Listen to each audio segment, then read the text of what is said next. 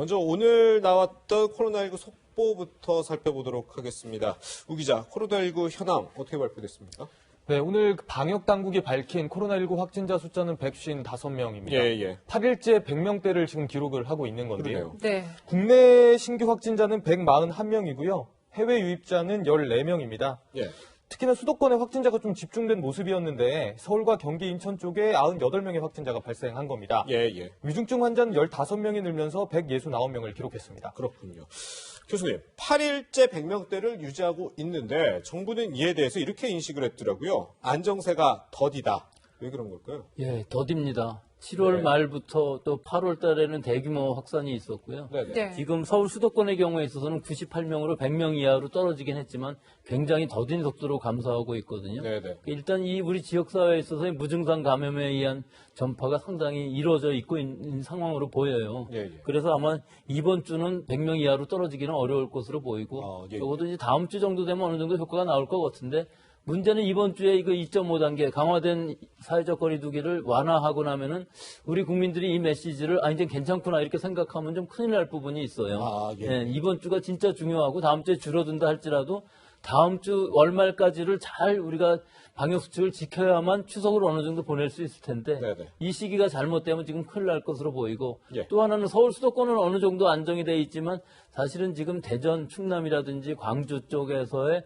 그 집단 발생이 계속 산발적으로 일어나고 있거든요. 네. 이런 부분 지금 우리가 안심하지 않을 부분으로 보이고 또 하나는 지역사회에서의 감염원을 알 수 없는 환자의 비율이 아직도 20%를 넘고 있어요. 네네. 그래서 오늘도 세브란스 병원에서 확진자가 생겼지만 예. 어디서 지금 나올지 언제 나올지 누가 걸릴지 아무도 모르는 이런 상황이기 때문에 예. 진짜 이번 기회 즉 8월 9월 이 시기 엄중한데 9월 말 추석 지날 때까지는 아주 조심하면서 방역 수칙을 2단계라 할지라도 3단계 수준을 우리가 잘 지켜야 할 것으로 봅니다. 그렇군요. 네, 그러니까 지금 신촌 세브란스 병원에서 또 집단 감염이 발생한 거죠? 예, 그렇습니다. 신촌 세브란스 병원에서 지금까지 감염된 사람은 총 17명입니다. 네. 어제까지는 2명이었는데요.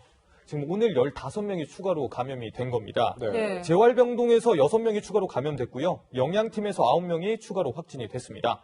지금 병원 측은 재활병동 전체를 코호트 격리 조치를 한 상태고요. 예. 세브란스 병원 전원에 대해서도 전수조사를 실시할 예정입니다. 네. 그리고 현재 감염 경로를 지금 정확히 조사하고 있습니다. 네, 세브란스 병원의 확진자 참 이 부분도 걱정인데 또 다른 또 집단 감염 사례 있습니까? 예, 그렇습니다. 지금 울산 현대중공업 사례인데요. 예. 예, 그 지난 6일에 그 현대중공업 소속 직원이 이제 첫 확진 판정을 받았었거든요. 네. 그래서 그 이후에 추가 감염이 계속돼서 지금까지 10명까지 늘어난 상태입니다. 네. 오늘은 직원 가족의 동료 2명이 추가로 감염이 되면서 3차 감염 의심 사례까지 나왔는데요.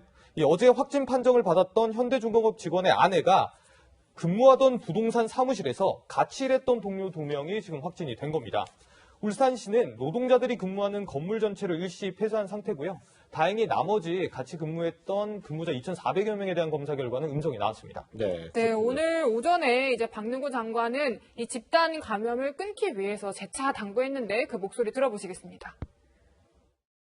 강력한 거리두기가 길어지면서 야외로 나가시는 분들이 있습니다. 밀폐된 실내보다는 야외가 비교적 안전한 것은 사실입니다. 하지만 야외 공간이라도 밀접한 여건이 조성되면 감염될 위험이 있습니다. 지금처럼 감염 경로를 찾지 못한 사례가 많은 시기에는 더욱 그렇습니다. 한번 집단 감염이 발생하면 가족과 지인, 직장을 통해 또 다른 집단 감염을 불러일으키게 됩니다. 이 전파 고리를 끊기 위해서는 우리 사회 구성원 모두가 일시에 사회적 접촉을 중단해야 합니다.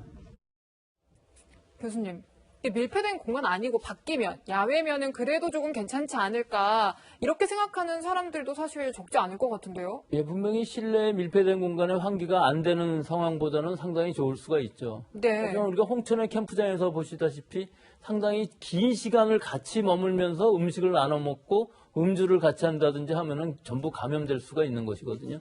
지금 풍선 효과라고 그래서 9시 이후에 음주를 못하게 되니까 결국은 여러 군데에서 모여서 같이 얘기도 하고 또 음주도 하고 또 이런 상황이 되는데 사람들이 너무 많다 보면은 그 장소뿐만 아니라 그 옆에 있는 화장실이라든지 편의점 같은 데에 결국은 공동으로 노출되는 부분들이 많이 생길 수밖에 없기 때문에 네. 이런 부분에 있어서 사실 야외라고 해서 안심할 부분은 아닌 것이 장시간 같이 접촉을 하게 되면 또 마스크를 벗은 상황에서 같이 접촉을 하고 네. 또 2m 거리를 띄울 수 없는 상황이 계속되게 되면은 감염되는 확률이 굉장히 높아질 수가 있기 때문에 네. 지금 편의점이라든지 이런 데도 감염 사례가 계속 나오고 있지 않습니까? 예. 그러니까 야외라고 그래서 꼭 안 걸린다 이렇게 얘기할 수는 없다.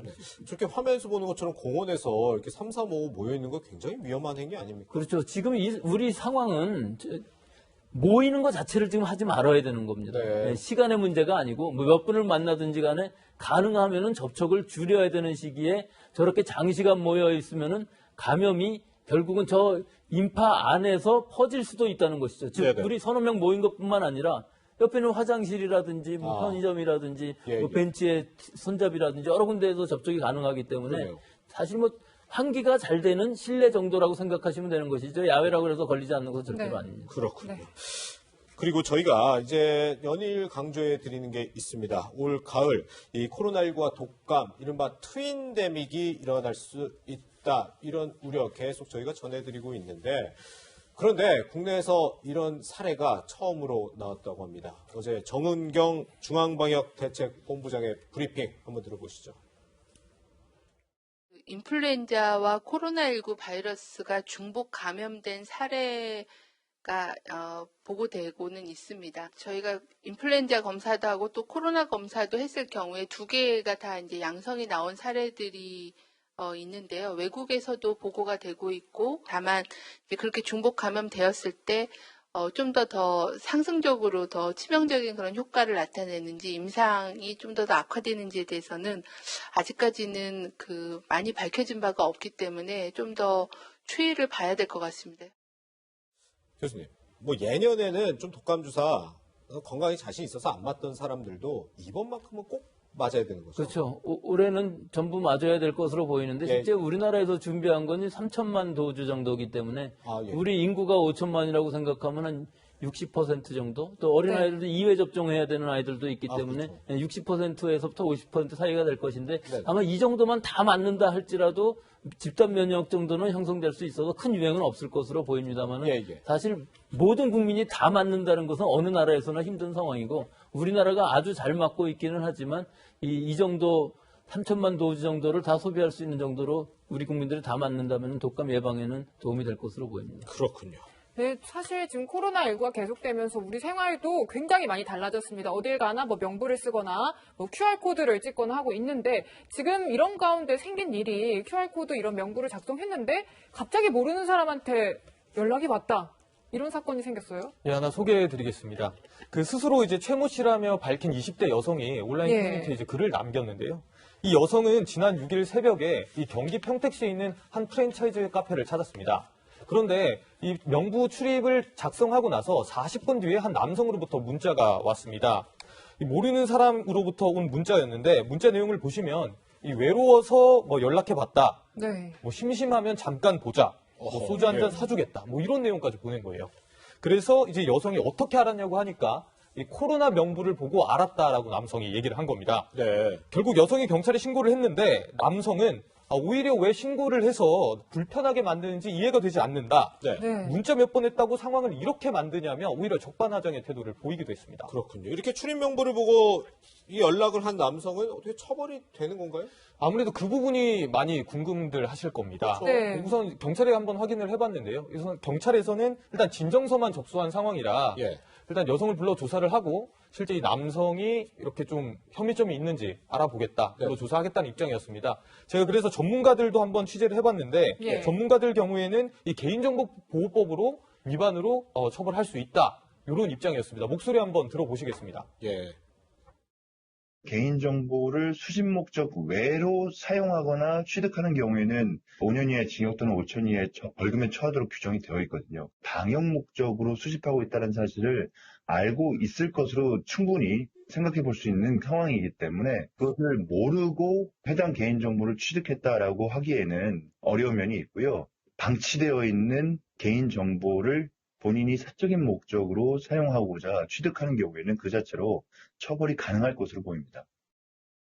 네, 교수님. 이게 지금 수기로 작성한 명부의 경우에는 뭐 사주에 파쇄하거나 뭐 소각을 하라고 하는데 이게 잘 지켜질 수 있는 부분입니까? 글쎄요, 이건 전부 장소에 따라 다 다를 수가 있기 때문에 지키기가 상당히 어려운 부분이 있을 것 같이 보이고, 또 이렇게 수기로 하는 경우에 있어서는 사실 확인할 방법도 없지 않습니까? 네. 제일 좋은 것은 이 QR코드든지 아니면 전화를 걸게 하는 방식이 좋지 않을까 그렇게 생각하는데, 뭐 그것도 없는, 핸드폰 안 들고 나오신 분들도 분명히 있을 것으로 보이고요. 네네. 그래서 뭐 수기로 하는 것은 어쩔 수 없을 부분이 있기는 한데, 과연 4주 후에 확실하게 폐기할 수 있는지 그건 누구도 확인할 수가 없는 부분이 있어서 어떻게 해서 이걸 규제할 수 있는지 그 부분은 잘 모르겠습니다만은, 일단 개인들의 또 업주들의 양식을 믿어야 될 수밖에 없지 않겠습니까? 예. 그러니까 이게 뭐 현장 점검 같은 좀 다른 대책들도 있으면 좋지 않을까 이런 생각도 드는데요. 근데 현장 점검이라고 하는 것도 4주 후에 폐기를 했느냐 하는 걸 점검하기가 그렇게 쉬울까요? 네. 이 부분은 확실히 어려운 부분이 있어서 뭐 한 달 후에 없어지는 종이를 만들 수도 없을 것으로 보이고, 이 부분에 대한 규제는 상당히 좀 어려워 보입니다. 네. 근데 이 부분을 또 살펴봐야 되는 게, 이게 관리가 허술하다라고 사람들이 생각을 하면 안 쓰기 시작할 거 아니에요. 내 개인정보가 유출이 될 수가 있으니까. 그런데 이 적는 뭐 수기로 적든 이 명단이 이 방역당국에서 추적을 할 때 굉장히 중요한 단서가 되는 거 아닙니까? 우선 빨리 할 수 있겠죠. 네네. 일단 CCTV라든지 뭐 핸드폰 추적이라든지 또는 신용카드를 하려고 하면 시간이 상당히 걸릴 텐데, 일단 적혀 있는 번호만 보고서도 연락이 정확하기만 하다면은 네, 예. 연락을 하면은 바로 동선을 추적할 수 있고 격리할 수 있으니까 굉장히 중요할 것 같은데, 네. 이 정보 자체가 좀 신빙성이 없다면 문제가 될 수 있고, 개인들이 4주 후에 폐기되는 것을 못 믿겠다 그러면은 가짜 정보를 올릴 테니까 이런 것들도 문제가 될 수 있어서 완벽한 방법은 좀 아니라고 봅니다. 네. 수기라는 것은. 그렇군요. 이런 수기로 하는 거는 뭐 좀 정보가, 허위 정보가 있을 수도 있긴 한데요. 어떻습니까? 이 QR코드 같은 경우는 관리가 잘 되니까 좀 안전한가요? 일단 방역당국은 수기 명부 대신에 QR코드를 좀 더 장려하는 편입니다. 아, 그래요? 예, 그 이유가 이제 아무래도 QR코드 같은 경우에는 이 개인정보와 이 방문 정보가 따로 분산돼서 보관이 되기 때문인데요. 이 따로 분산됐다가 나중에 방역당국이 조사를 할 때 이 정보가 다시 매칭되는 그런 시스템입니다. 또 저장된 정보가 4주 뒤에 자동 삭제되기도 하고, 또 15초 뒤에 QR코드 이 모양이 바뀌기 때문에 아무래도 좀 더 안전하다 이렇게 보는 게 많은데요. 다만 이 QR코드가 이 서울 시내 다중이용시설에서 지금 사용되는 이 이용률이 불과 30%밖에 안 됩니다. 예. 예, 그렇기 때문에 그 이용률을 좀 더 높일 필요가 있고요. 또 일부에서는 이 QR코드 같은 경우에는 이 대규모로 아무래도 이 전산화되다 보니까 이 정보가 좀 누적될 가능성이 있는 거 아니냐, 이런 우려의 목소리도 좀 나오고 있습니다. 네네. 그 국무총리 소속 개인정보보호위원회는 내일 이 코로나19 개인정보와 관련해서 이 대책을 내놓을 예정입니다. 그렇군요. 네, 참 이런 가운데 대규모 집회들이 여러 건 예고돼 있어서 참 걱정입니다. 지금 우리가 광복절 집회로도 확진자가 또 굉장히 많이 나왔었는데, 개천절에도 예고를 한 걸 나아가서 또 한글날까지도 대규모 집회들이 예고돼 있다고 하던데요. 예, 그렇습니다. 그 10월 3일 날에 이제 개천절에 원래 보수단체들이 신고를 했었는데요. 네네. 지금 10월 9일 한글날 집회도 신고한 것으로 확인이 됐습니다. 예. 보통 이 집회 신고가 한 달 전부터 가능하거든요. 네네. 예. 그래서 어제 이제 0시 좀 지나서 9일까지 딱 한 달 기간이다 보니까 바로 집회를 신고를 한 겁니다. 예, 예. 이들 단체들은 이제 광화문과 을지로 입구 일대 12곳에 지금 이제 집회를 신고한 상태고요. 예. 장소별 신고한 인원을 모두 더하면 한 3만 명이 넘습니다. 네. 경찰은 앞서 신고된 개천절 집회도 모두 금지했었는데, 됐나요? 예, 70건을 모두 금지를 네네. 했었거든요. 네. 그래서 마찬가지로 이 한글날 집회도 오늘까지 모두 금지할 계획입니다. 네. 만약에 강행을 할 경우에는 어떻게 뭐 물리적으로 막고 이런 조치가 이루어지는 건가요? 일단은 그 금지 통보를 내렸기 때문에 예. 그 보수단체들에서 이렇게 어떻게 좀 이 지침을 잘 지키는지 여부가 좀 필요하겠습니다. 네네. 아무래도 뭐 지키지 않는다면 아무래도 경찰에서 뭐 구상권 청구라든지 어떤 그런 것들까지 좀 고려해 볼 수 있을 것 같습니다. 네. 일단 이 개천절 집회라든지 이런 뭐 한글날 집회, 뭐 이제 국민의힘 측에서도 좀 집회를 자제해 주십사 이렇게 얘기를 하고 있는 상황인데, 만약에 이렇게 경찰이 금지를 해도 집회를 강행했다, 방역 차원으로 봤을 때 상당히 심각한 상황 올 수 있죠. 우리 지금 개인적으로도 뭐 야외에서 두세 명 모여서 뭐 소주 한잔 하는 것도 지금 막고 있고, 그렇죠. 자제해달라고 하는 상황에서 예. 만약에 광화문에서 뭐 수천 명이 아니라 수만 명 이렇게 모인다 그러면은 그것이 감염원이 있다면은 확산될 확률은 뭐 거의 100% 아니겠습니까? 예. 결국은 장시간에 걸쳐서 있으면서 시위를 하는데 거리 두기가 쉽지 않은 상황이죠. 네. 사람들이 네. 많다 보니까.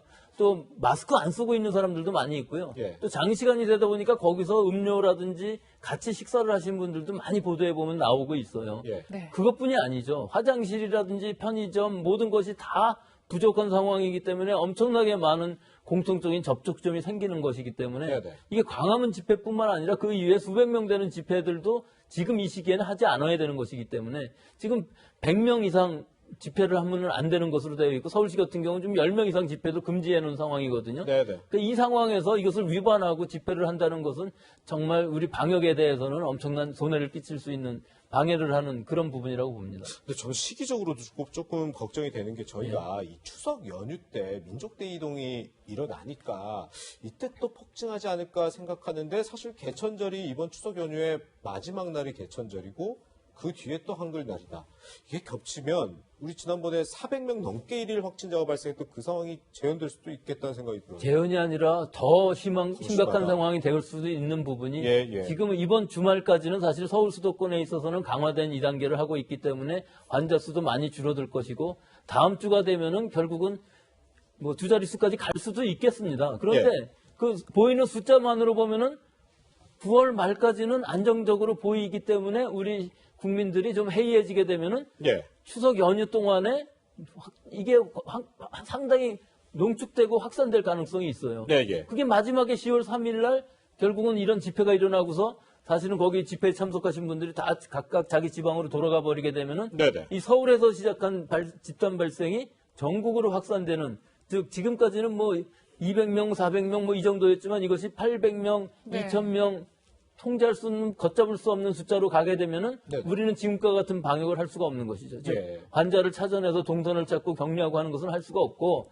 그런 상황까지 수천 명까지 가게 되면은 그 다음에는 이제 환자가 나타나면 생기면은 어떻게 하면은 좀 피해를 최소화하느냐 하는 방향으로 갈 수밖에 없는 네네. 완화 정책을 가야 되기 때문에 우리 올겨울 제대로 지나지 못하고 내년 설이 되면은 설 세지 못하는 이런 상황이 분명히 올 수 있기 때문에 예. 네. 이번에 10월 3일 날 집회를 한다는 것은 정말 어불성설입니다. 그렇군요. 네, 뭐 코로나19 확진자가 계속해서 100명대를 유지하는 가운데 이 대규모 인원이 모이는 일은 각별히 조심해야겠습니다. 두 분과는 여기서 인사드리겠습니다. 감사합니다.